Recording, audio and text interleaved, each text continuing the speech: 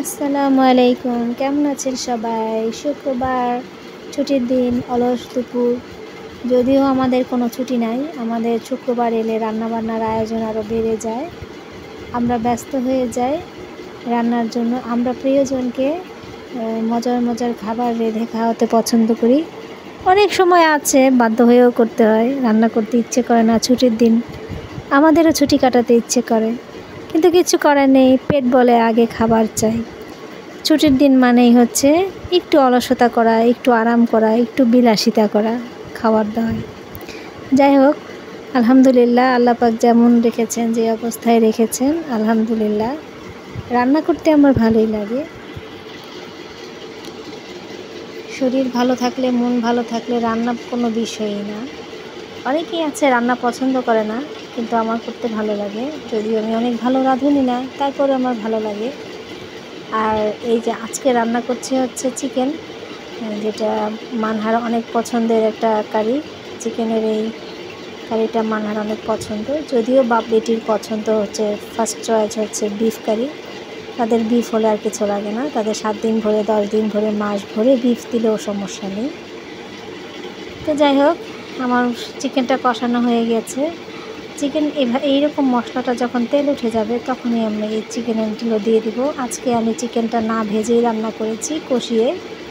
এই পোলট্রি মুরগি ভেজে রান্না করলে বেশি টেস্ট হয়, তো আমি কষিয়ে রান্না করলাম, এটাও টেস্টি হয়। যাই হোক, যেটা বলছিলাম, আমাদের গৃহিণীদের রান্না করতেই হয়। খারাপ লাগলেও হয়, ভালো লাগলেও হয়। হ্যাঁ, ঠিক আছে, খারাপ লাগলে আপনি যখন রান্না করবেন তখন আপনার সব কিছুতেই বিরক্ত লাগবে।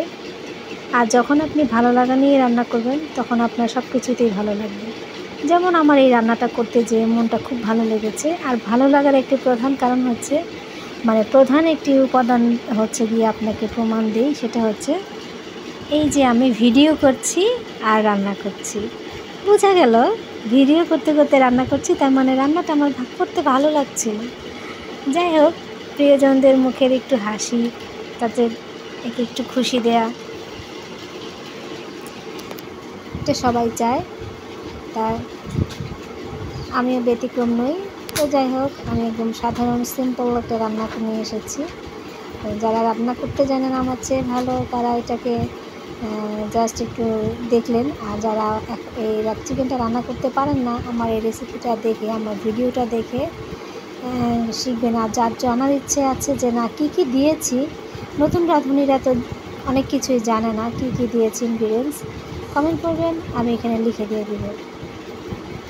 যাই হোক, আমার রান্না কমপ্লিট। এতক্ষণ আমি ইলেকট্রিক চুলায় রান্না করেছিলাম, এখন আমি গ্যাসের চুলার উপরে রেখেছি, কারণ আমাদের গ্যাস থাকে না, প্রায় সময়ই গ্যাস থাকে না, ছুটির দিন ছাড়া। তাও এই ছুটির দিন ভালো থাকবেন, সুস্থ থাকবেন। আল্লাহ হাফেজ।